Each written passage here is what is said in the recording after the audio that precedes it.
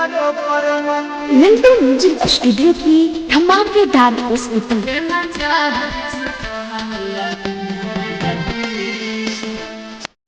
अभी सरकार के माध्यम से बोल जेना तोरा चाहे छ मैया पार्वती, जेना तोरा चाहे छ मैया पार्वती, कोनो बगली के फेर हमारो परमति।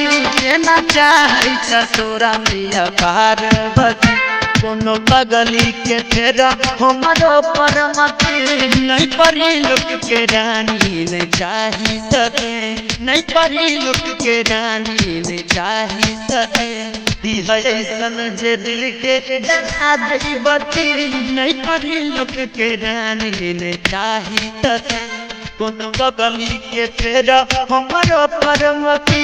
जेना चाही छ तोरा मैया पार्वती। अभी सरकार के माध्यम से बोल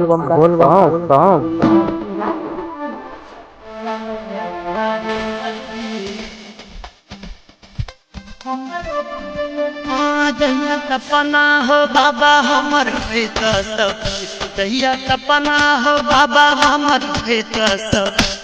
ओकरे संगे दुबारा पचड़ बैले ओकरे संगे दुबारा पचड़ बैले।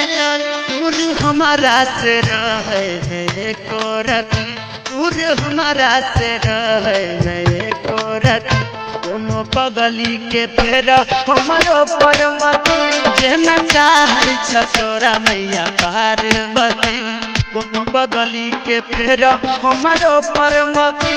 जेना चाहे छ तोरा मैया पार्वती। अभी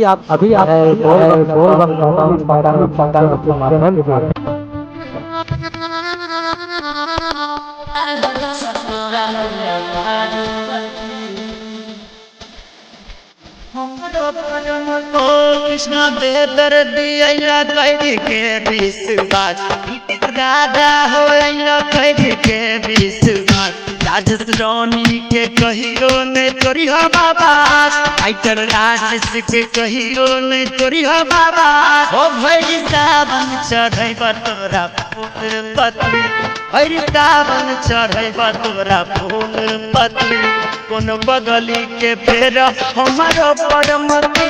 जेना चाहे छ तोरा मैया पार्वती, कोनो बगली के फेर हमारो परमति। जेना चाहे छ तोरा मैया पार्वती। मिंटू म्यूजिक स्टूडियो की धमाकेदार प्रस्तुति।